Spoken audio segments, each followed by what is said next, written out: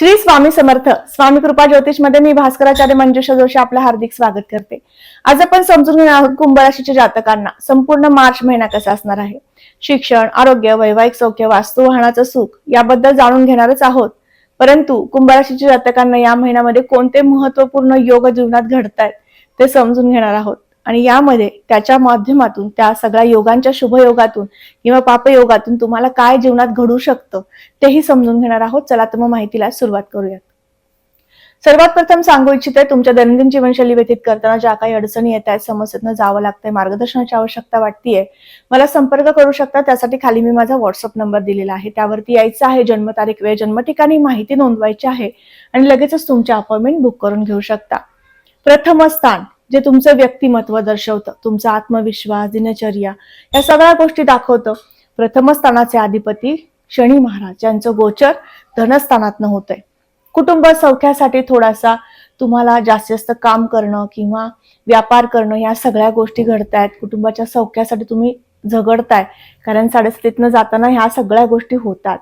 शनी महाराज तुमच्याकडनं वारंवार एखादं कार्य 10 वेळा दुरुस्त करून घेण्यापर्यंत तुम्हाला ते काम करायला लावतात. एका वेळात होणारं काम 10 वेळा तुम्हाला करावं लागणं याला म्हणतात 7:30. आणि तुम्ही सध्या स्थितीमध्ये 7:30 जाताय, म्हणून तुम्हाला या महिन्यामध्ये हनुमान चालीसा पठण करायचं आहे, गणपती स्तोत्र पठण करायचं आहे. रवी, राहू, मंगळ आणि बुध यांचं गोचर प्रथमात्न होतंय. बुद्धीमध्ये अनेक विचार येत आहेत, निर्णय घ्यायचा आहे, ठरवताय, पण काहीही करू शकत नाही अशी काहीशी अवस्था तुमची या महिन्यात होऊ शकते. ही प्रथम सूचना तुमच्यासाठी असेल. तुम्हाला या महिन्यात गणपती स्तोत्र वाचून तुमच्या मनस्थितीमध्ये परिवर्तन घडवून घ्यायचं आहे. हे सर्वात प्रथम. धनस्थानावरती आपण कुटुंब सौख्य पाहतो, मोठ्या गुंतवणुकी पाहतो या स्थानावरून. तर या स्थानाचे अधिपती गुरु होतात. गुरूंचं गोचर मिथुनेतनं होतंय. मार्गी अवस्थेमध्ये गुरुदेव येत आहेत. प्रथमतः गुरु ग्रह ज्यावेळेस मार्गी अवस्थेमध्ये येतो त्यावेळेस तुम्हाला विशेष चांगलं फळ काय देतो, तर तुम्हाला त्या स्थानाचं फळ उत्तम उत्तम करून देत असतो. गुरूंचं गोचर आता या महिन्यामध्ये पंचम भावातनं होतंय. पंचम स्थानामधून ज्यावेळेस गुरूंचं गोचर होतं आणि तेही मार्गी अवस्थेत होतं, तर तुम्हाला शिक्षणासाठी चांगले योग घडून आणतात. संतती सौख्य प्राप्त होतं, मातृसौख्य प्राप्त होतं, पितृसौख्य प्राप्त होतं. हे चांगलं फळ प्रथमतः मिळतं. आणि दुसरी गोष्ट म्हणजे संतती आणि संपत्ती दोन्हीमध्ये वाढ होते. ज्यांना फॅमिली प्लॅनिंग करायचं, जर तुमच्या जन्मलग्न पत्रिकेमध्ये संतती सुख या महिन्यात चांगलं आहे, संतती कन्सीव्ह होऊ शकते असे काहीसे ग्रहयोग असतील, तुम्ही नक्कीच विचार करू शकता. या महिन्यामध्ये संतती सौख्य 11 मार्च नंतर तुम्हाला उत्तम प्रकारे दिसून येत आहे. त्याचबरोबर शिक्षणासाठी सुद्धा तुम्हाला परदेशात, परराज्यात जाण्याची इच्छा होती, जायचं होतं, ठरवताय पण होत नाहीये. त्यासाठी प्रवास घडू शकतो. छोटे प्रवास, मोठे प्रवास या महिन्यात वारंवार घडणार आहेत. छोट्या खानी प्रवासामधनं आनंद घेऊ शकता. पर्यटनाची संधी मिळाल्यामुळे थोडंसं माइंड फ्रेश होणं, इच्छाशक्ती वाढणं, कामाची गुणवत्ता, दर्जा वाढवणं हे चांगलं फळ मिळू शकतं. त्याचबरोबर थोडासा प्रवासामध्ये आम्लपित्ताचा त्रास सुद्धा वाढू शकतो, म्हणून काळजी घ्यायची आहे तुमच्या आरोग्याची. या महिन्यात विशेष म्हणजे आरोग्यासाठी वातुळ पदार्थाचं सेवन टाळायचं आहे, आम्ल पदार्थांचं सेवन टाळायचं आहे, जेणेकरून तुम्हाला कुठल्याही प्रकारच्या आरोग्याच्या तक्रारी वाढणार नाहीत. याचबरोबर तुमच्या जोडदाराचं सौख्य आपण 7व्या घरावरनं पाहतो. त्या ठिकाणी असणारी कुंभ राशी, या ठिकाणी असणारी सिंह राशी, या ठिकाणी केतुदेव आहेत. केतुदेव सप्तमात असल्यानंतर काय फळ मिळतं, तर नातं डिटॅच होऊ शकतं, इथपर्यंत ताणलं जातं. वादविवाद, मतभेद वारंवार होतात. मग यासाठी काय कराल, तर आता या महिन्यामध्ये प्रभू श्रीरामांची रामनवमीचा उत्सव येत आहे. रामनवमीचं औचित्य साधून पूर्ण 9 दिवस तुम्हाला रामनवमी पर्यंत रोज 1 वेळेस किंवा 13 वेळेस रामरक्षेचं पठण करणं तुमच्या जोडदाराचं सौख्य प्रदान करून घेण्यासाठी. त्याचबरोबर पार्टनरशिप मधील काही व्यवसाय सुरू करू पाहताय किंवा सुरू आहेत, त्यामध्ये वाढ होण्यासाठी, व्यावसायिक पार्टनर सोबत काही मतभेद असतील ते कमी करण्यासाठी तुम्हाला उपयुक्त ठरू शकतं. त्यामुळे ही खास उपासना तुम्हाला दिलेली आहे, निश्चित करून पहा आणि याचे रिझल्ट तुम्ही मला शेअर करू शकता. दुसरी गोष्ट म्हणजे कुठल्याही ठिकाणी तुम्ही पैसा गुंतवलाय आणि तो परत येत नाहीये, या महिन्यामध्ये त्याच्यासाठी जास्त प्रयत्न करायचे आहेत मी सांगितलेल्या उपासना. आणि त्याचबरोबर या महिन्यातली ग्रहस्थिती तुम्हाला पैसा पुन्हा प्राप्त करून देण्यासाठी उत्तम कालावधी दर्शवत आहे. स्थानाकडे जाऊयात. भाग्यस्थानात असणारी तुळ राशी, शुक्रांची ही रास आहे. शुक्रांचं गोचर कोणासोबत होतंय, तर शनियुक्त होतंय. शुक्रदेव मीनेतनं गोचर करतात त्यावेळेस ते उच्चस्थ असतात. चांगली संधी, चांगले कार्य तुमच्याकडनं घडून घेत असतात. तुम्हाला भाग्याची साथ मिळू शकते. जरीही शुक्रदेव त्यांच्या स्थानापासून षष्ठात गेले असतील तरी पण ते उच्चस्थ आहेत. आणि दुसरी गोष्ट म्हणजे शनियुक्त आहेत. चिकाटीने तुम्ही निर्णय घेऊ शकता, काम करण्याची उद्देश साध्य करून घेऊ शकता. म्हणून प्रयत्न वाढवा. या महिन्यामध्ये तुम्हाला नोकरी शोधायची असेल, निश्चित सुरुवात करा. नोकरी तुम्हाला प्राप्त होऊ शकते. त्याचबरोबर कॉस्मेटिक, सोने चांदीचे व्यापारी तुम्ही आहात किंवा खरेदी विक्रीचे व्यापार करताय त्यातनं, किंवा कमिशन एजंटचे तुमचे व्यापार असतील, पर्यटनासंदर्भातील काही कार्य व्यवसाय तुम्ही करताय, अर्थात टूर्स अँड ट्रॅव्हल्सचे बिझनेस तुमच्या असतील, टुरिझमचे बिझनेस तुमच्या असतील, तर या सगळ्यांसाठी एक विशिष्ट उपयुक्त कालावधी हा महिना आहे.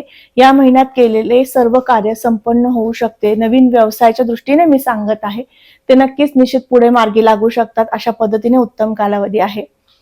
भाग्यस्थान फक्त तुम्हाला धार्मिकता दाखवते का, किंवा भाग्यस्थान तुम्हाला तुमच्या जीवनातील मागचा जन्म किंवा मागील जन्मामध्ये तुम्ही केलेलं कार्य दर्शवतं का, तर नाही. तुम्हाला या जन्मात सुद्धा धार्मिक होऊन तुम्हाला एखादं चांगलं काम करण्याची संधी सुद्धा देत असते. आणि तीच संधी तुम्हाला मिळणार आहे. या महिन्यामध्ये कुठल्याही धार्मिक कार्यामध्ये सम्मिलित व्हा, जेणेकरून तुम्हाला तुमच्या जो पैसा तुम्ही कमवताय त्या पैशामधील काही भाग या धार्मिक कार्यासाठी तुम्ही दिल्यामुळे, दान केल्यामुळे तुम्हाला विशेष चांगलं पुण्यफळ मिळू शकतं. आणि यासाठी एक चांगला शुभयोग घडतोय, तो म्हणजे ज्यावेळेस दान पुण्य करतात त्यावेळेस ग्रहण असावीत. ज्यावेळेस तुम्ही दान पुण्य करताय तेव्हा ग्रहण असावं. याचं चांगलं फळ काय मिळतं, तर तुमच्या मागील जी साडेसाती आहे, तुमच्या मागे जी काही पीडा आहे ती नष्ट होऊ शकते. हे चांगलं फळ निश्चित मिळू शकतं. चंद्रग्रह कसे आहेत? चंद्रग्रह मनाचे कारक आहेत. चंद्रग्रह शांतीचे कारक आहेत. चंद्रग्रह प्रत्येक गोष्टीतील शुभत्व, शांतता दर्शवणारे ग्रह आहेत. परंतु तेच आता ग्रस्तोदित ग्रहणासंदर्भातील दुःख पीडा भोगणार आहेत. म्हणजेच राहू आणि चंद्राची युती होणार आहे. आणि त्यामुळे तुम्हाला ग्रस्तोदित चंद्रग्रहणाच्या दरम्यान जास्तीत जास्त नमःशिवाय मंत्राचा जप केला आणि त्याचबरोबर पांढऱ्या रंगांचं वस्तूंचं दान केलं तर तुम्हाला पुण्यफळ मिळू शकतं. काळ्या रंगाच्या वस्तूचं दान केल्याने सुद्धा पुण्यफळ मिळू शकतं. तुम्ही जे आर्थिक संचय करण्यासाठी काही पैसा गुंतवलेला आहे काही ठिकाणी आणि तो तिथेच अडकून राहिलेला आहे, तो पण परत मिळण्यासाठी फळ मिळू शकतं.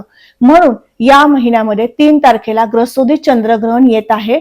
त्या दिवशी काय उपाय करावेत, किती वाजून किती मिनिटापर्यंत करावेत याची संपूर्ण माहिती सांगणारा सेपरेट व्हिडिओ आपल्या चॅनलवरती अपलोड आहे.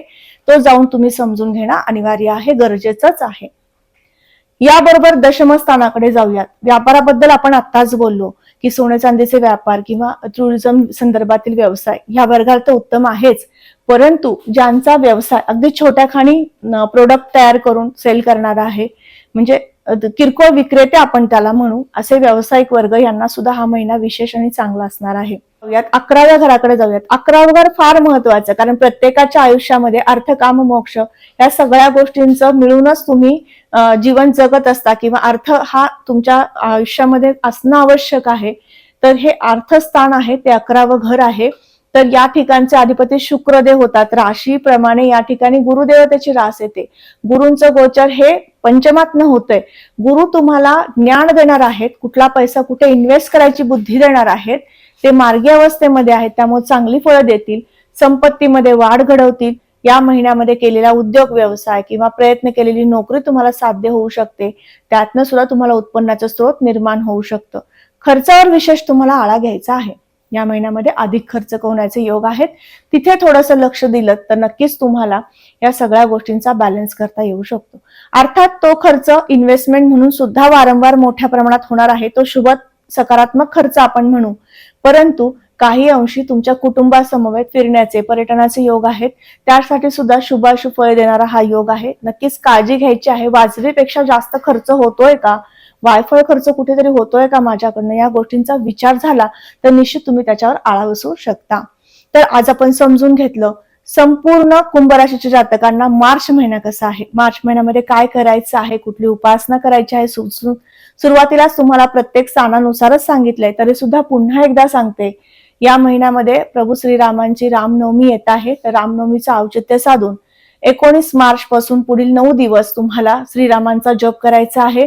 रामरक्षा पठण करायचे आहे. ह्या दोन्हीपैकी एक करू शकता. त्याचबरोबर तुम्हाला या संपूर्ण महिनाभर हनुमान चालिसेचं पठण करायचं आहे. तुम्ही सध्या साडेस्थितनं जाताय म्हणून. तर आज सांगितलेली उपासना नित्यनेमाने करा. आनंदी राहा, उत्साही राहा. प्रत्येक कामाचा आनंद घ्या. स्वामींच्या सेवेत राहा, दत्त महाराजांच्या सेवेत राहा. पुन्हा भेटणार आहे अशाच माहितीला घेऊन. तोपर्यंत आज आपली रजा घेते. श्री स्वामी समर्थ. जय जय स्वामी समर्थ. रामकृष्ण हरी.